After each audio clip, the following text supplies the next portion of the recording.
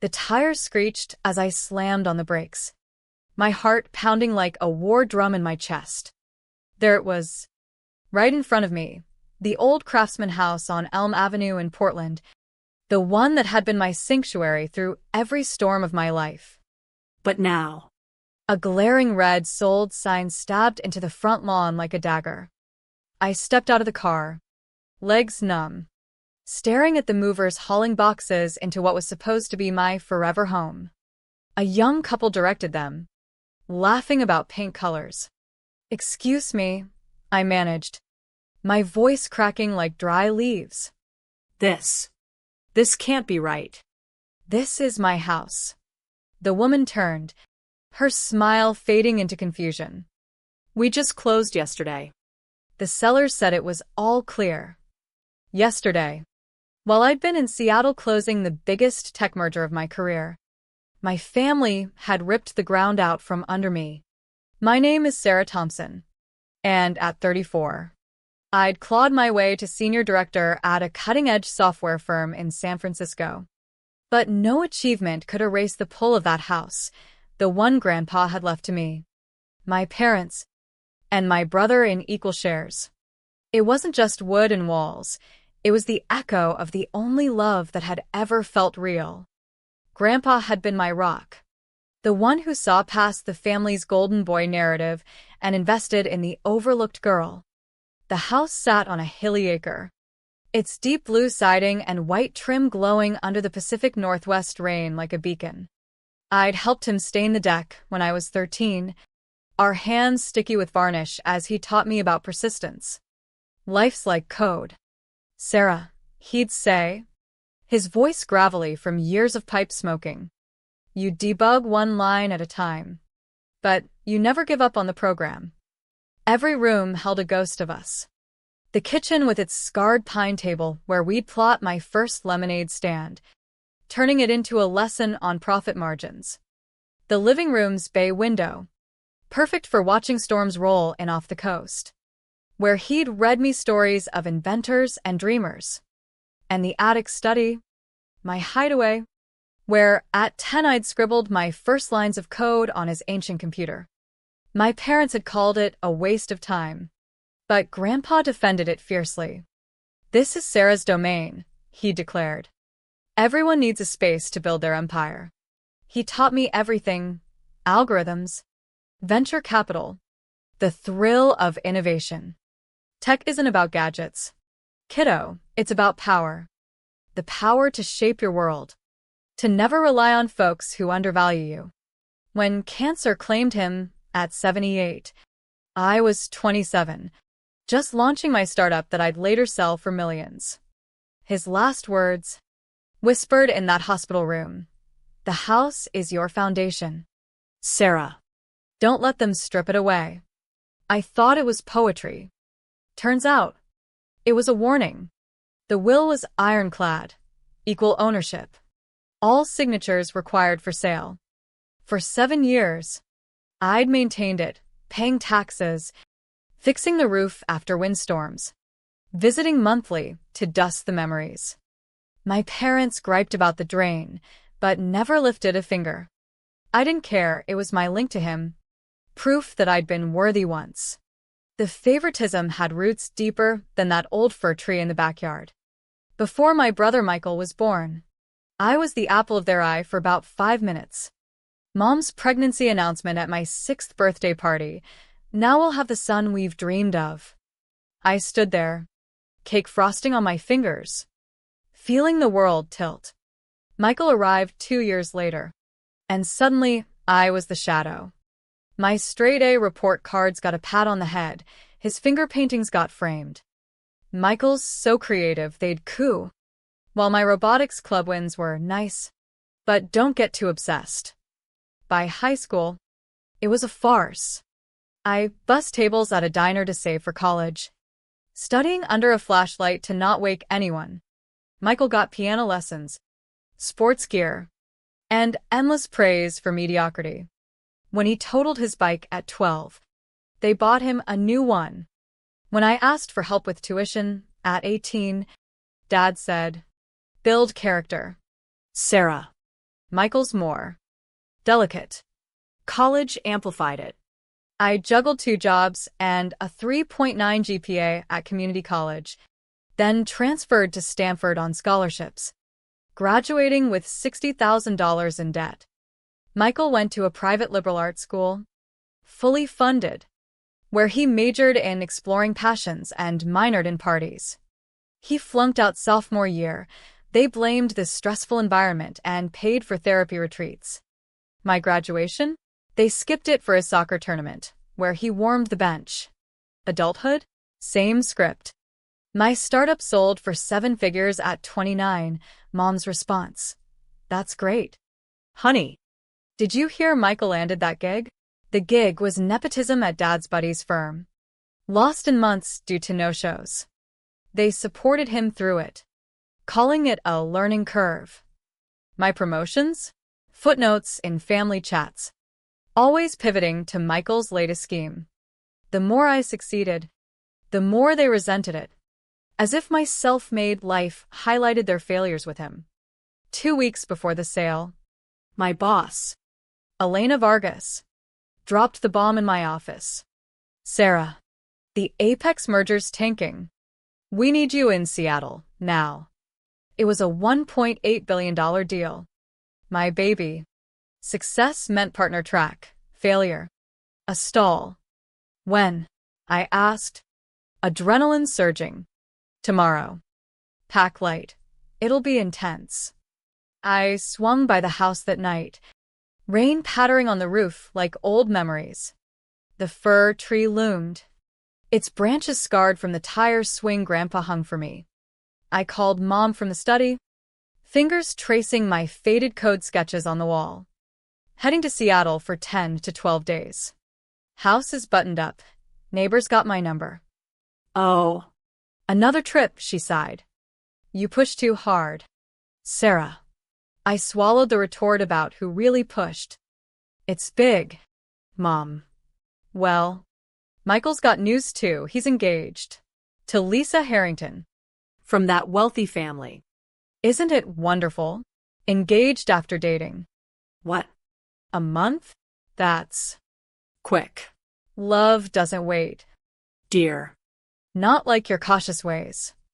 Unease flickered, but I brushed it off. Dropped a key at their place. Chaos reigned with wedding swatches everywhere. Michael lounged, ignoring me. Lisa smiled thinly. Congrats, I said. Thanks, he muttered. June wedding, gonna be huge. June. 3 months. I left. Storm clouds gathering in my gut. The merger closed after 12 grueling days. Me negotiating through boardroom battles that left me drained but victorious. Elena, you just made us $35 million. Sarah. Take time off. But I crave the house. Red-eye to Portland. Straight to Elm Avenue at dawn. That's when I saw it, the truck, the sign, the strangers. Rage boiled slow, then erupted. I drove to my parents' suburban split level, banging on the door. Mom answered in a plush robe, new. Expensive. Sarah? Early. What did you do? Dad emerged, coffee in hand. Family decision. Needed funds for Michael's wedding. The world spun. They'd forged my signature, sold my soul for his fairy tale. The confession hung in the air like smoke from a dying fire. Dad shrugged, as if selling Grandpa's house was no more than trading stocks. The wedding costs skyrocketed. Venue. Flowers. That designer dress Lisa wanted. The house sat empty. It made sense. Empty. I spat. I pour my life into it. And you needed all signatures mine. Mom averted her eyes. We handled it. For the family. Forgery. They'd faked me out of existence. Michael sauntered in, smirking. Chill, sis. It's just a house. You'll get your share after fees. My share. After they'd gutted my inheritance for his happily ever after. I stormed out, tires spinning gravel. Back at my San Francisco loft, I paced, fury morphing into cold resolve. They thought they could erase me? I'd rewrite the code. First, intel. I called the county recorder's office, voice steady despite the tremor in my hands. The sale closed 2 days ago to a real estate investor, Greg Harlan, a known house flipper with a trail of quick-turn properties. Purchase price, $420,000. Undervalued. Of course, they'd rushed it to cash out fast. My 1/3 share? Pocket change after their fees. But the forgery, that was the glitch in their system. Grandpa's lawyer, old Mr. Jenkins, still practiced. I drove to his office that afternoon, rain slicking the roads. "Sarah," he said, peering over bifocals. "Heard about the sale. Something off." I laid it out. He nodded grimly. "Your signature's on the deed. But if it's forged..." We pulled records. The notary was a family friend of Dad's. Suspicious. "File a fraud claim," he advised. "It'll freeze assets. Trigger investigations." But I needed more control. That night, I liquidated assets, stocks from my startup sale, a chunk of my 401k, even maxed a line of credit. By dawn, I had $520,000 and a cashier's check, $100K over what Harlan paid. Profit motive. Flippers like him borrowed at high rates. Time was money. I researched him. Divorced. Alimony draining. Properties leveraged to the hilt. Vulnerable. Saturday morning, I walked into his dingy office in a Portland strip mall. Heels clicking with purpose. "Mr. Harlan, I'm Sarah Thompson. You bought my grandfather's house on Elm." He leaned back, wary but intrigued. "Yeah? What's it to you?" "I want it back. Today." He chuckled. "Just got it. Renovations start Monday." I slid the check across. "Cash deal. $520,000. You make $100,000 for 3 days' trouble." His eyes widened, greed flickering. "Why?" "Sentimental value. And I can afford it." I produced a contract, drafted overnight by a friend in real estate law. Close Monday. No contingencies. He hesitated, calculating interest accruing on his loan. "This is nuts. This is opportunity. Or risk the market. Delays. Buyers flaking." He bit. "Gimme an hour." 40 minutes later, at the coffee shop across the street, He signed. "You're shark, lady. Learned from the best." Sunday was a blur. Paperwork with my lawyer, Amelia Ruiz. Wiring funds. Title search. "Sarah, this wipes you out," she warned. "Savings, investments gone. It's not about money. It's about justice." By Monday, 9 a.m., the deed was mine.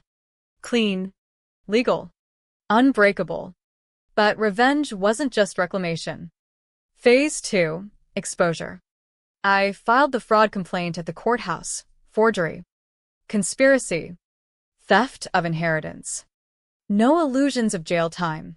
Family messes rarely went there. But the paper trail would sting. Amelia sent a cease and desist to my parents, now needed, attorney, outlining civil suit for damages. My phone lit up by lunch, Mom's voicemails escalating from confusion to hysteria. "Sarah, what is this? Call me." Michael's texts, rage emojis. "Then please. Sis. Fix this." Best part, the ripple. The fraud flag froze their accounts, recent large transactions under review. Wedding vendors called them. Deposits bouncing. The upscale venue. The caterer. The band. All in limbo. By evening, I sat in the house, my house, sipping Grandpa's dusty bourbon from the cabinet. The walls seemed to sigh in relief. Movers had cleared the flipper's junk. I'd start fresh. But the wedding loomed Saturday. They'd scrambled. Lisa's loaded parents covered the bounce checks. Downgrading to the country club. It would happen. And I'd be there. The week crawled, tension building like a storm front. I ignored their barrage. Focusing on work, Elena praising the merger, hinting at promotion. But my mind scripted the finale. Saturday dawned crisp, perfect for vows or vengeance. I dressed sharp, tailored black suit, red lipstick like war paint. Arrived mid-ceremony, slipping in back. The club sparkled with rented elegance. Michael fidgeting at the altar. Lisa gliding in ivory silk. Reception buzzed. Toast to love. Family. Dad spoke of unity and sacrifice, hypocrisy dripping. Mom beamed in new pearls, bought with my stolen share. When he finished, I rose, mic in hand before protests. I'd like to share too. Silence fell like a curtain. Michael's face drained. Family's everything, right? I said. Voice velvet over steel. Bonds unbreakable. Paused. Eyes on them. 3 weeks ago. My family sold Grandpa's house, my inheritance too, to fund this day. Without my knowledge. Forged my name. Whispers swelled. Lisa's dad, a stern CEO, Frowned. I held up the deed. But I bought it back. With every penny I had. Sacrifice. Indeed. Gasps. Mom hissed. Stop. Oh. And this. The complaint. Fraud investigation. Why deposits bounced. Harrington's covered. Right, Mr. Harrington stood. Thunderous. Is this true? Dad stammered. Mom wilted. We. For Michael. Fraud, Harrington barked. We're out. Lisa. She wailed. Daddy. But they marched. Guests trailing. Chaos erupted. Sobs. Accusations. Michael screamed. You bitch. No, I replied coolly. You stole. I reclaimed. I placed a notarized waiver on the table. Sign admitting forgery. I dropped charges. They did. Hands trembling. Witnesses signed. House is mine. Stay away. I walked out. Their world crumbling behind. The drive home that evening felt like shedding a skin I'd outgrown. The sun dipped low, casting long shadows over Elm Avenue. And for the first time, the house looked truly mine, no ghosts of obligation, just promise. I unlocked the door with a new key, the click echoing finality. Inside. The empty rooms breathed easy. I collapsed on the hardwood floor where Grandpa's recliner once sat, staring at the ceiling beams we'd sanded together. Laughter bubbled up, mixed with tears, release. Not sorrow. I'd done it. In 72 hours. I'd turned betrayal into triumph. But the cost? Every asset liquidated. Debt looming. Worth it? Hell yes. Flashback to the roots of this rot. The favoritism wasn't subtle, it was systemic. As a kid, I built forts in the backyard while Michael got store-bought playsets. My scraped knees got band-aids, his tantrums got toys. Boys are different, Mom would say, as if that excused everything. High school amplified the divide. I coded apps in my room, selling one for pocket money. They called it nerdy. Michael's failed band? Artistic genius. College acceptance to Stanford? Good for you. His rejection from state school? Therapy and appeals. The car incident sealed it. Michael's 16th, shiny Jeep. Bow and all. Every guy needs wheels, Dad beamed. Me at 20? Bus passes. After my beater died. Learn independence, they said. I did, bitterly. Post-college. My career soared, engineer to director. Mergers under my belt. Their response? Pivots to Michael. His entrepreneurial ventures, failed food truck. Botched app idea, funded by them. My milestones? Don't brag. The house became my refuge. Weekends spent restoring it, honoring Grandpa's lessons. Success is quiet persistence, he'd say over chess in the study. They'll undervalue you. Prove them wrong with results. The merger trip was my pinnacle until it wasn't. Returning to theft ignited something primal. Harlan's deal was the first strike, greed beating greed. The fraud filing. Second. Bureaucracy as weapon. Post-wedding fallout hit hard. Relatives called, some shocked. Others siding with family unity. I blocked them. Michael's marriage teetered. Harringtons demanded audits. Prenups. My parents downsized, selling assets to cover legals. Mom's letter arrived weeks later. We see now. Protected him too much. Hurt you. Grandpa would approve. No sorry. Just admission. I burned it, closure. Work rebounded. Promotion to VP. Bonus covering some debt. But the real win? Freedom. No more seeking validation from those who withheld it. Months passed. I furnished the house minimally. Modern twists on Grandpa's style. A new desk in the study, where I coded side projects. The fir tree outside got a fresh swing for future me. Neighbor Mrs. Ellis stopped by, heard the drama. Your grandpa always said you'd shine. He did. Yep. Sarah's got fire. Just needs a spark. That night, bourbon in hand, I toasted his memory. Wounds heal, but scars strengthen. They'd sold my past, I'd bought my future. As spring bloomed, so did my resolve. The house transformed under my hands, fresh paint on the siding. A smart home system wired in, Grandpa would have loved the tech. Weekends blurred into renovations. Each nail hammered, purging old hurts. But echoes lingered. A cousin's wedding invite arrived, I declined. No more playing nice. Michael's text resumed. You owe us. I laughed, deleted. Therapy helped unpack it all. Golden child syndrome, the counselor said. You were the scapegoat. Logical. But the emotional dregs remained. Flash to childhood Christmases, my practical gifts versus Michael's extravagance. Santa knows who's special, Mom joked. Special. Right. The civil suit dragged on, depositions. Evidence. Their lawyer argued, misunderstanding. Mine countered with notary records. The friend admitted pressure. Settlement loomed. I'd take nothing but admission. Meanwhile, career soared. Speaking gigs. Headhunted offers. Elena, whatever fueled you. Bottle it.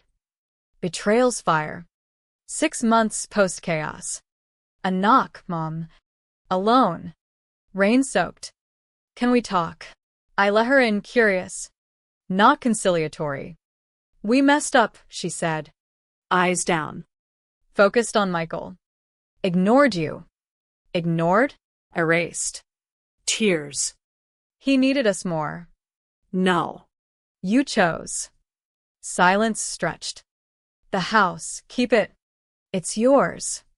She left, no bridge rebuilt. Healing came slow. A year on, garden thriving. I hosted a small gathering, friends, colleagues. Laughter-filled rooms, once silent. Mrs. Ellis looks alive again. It was. Michael's life? Stabilized, but shadowed. Parents retired modestly. Me? Thriving. Unburdened. Grandpa's words, foundation matters. Mine. Rebuilt stronger. Twilight settled as I sat on the deck. Stars emerging like code compiling. The journey, from shock to vengeance to peace, left me transformed. They'd gambled my legacy on a fleeting party. I'd wagered everything on self-worth. No regrets. The question lingers. What price dignity? In the end, family isn't blood, it's reciprocity. Mine failed. I forged anew. The house stands Testament to resilience. Wounds incorporated. Like the first scars. Whole. Finally. What would you do? Faced with such betrayal? The answer shapes who you become.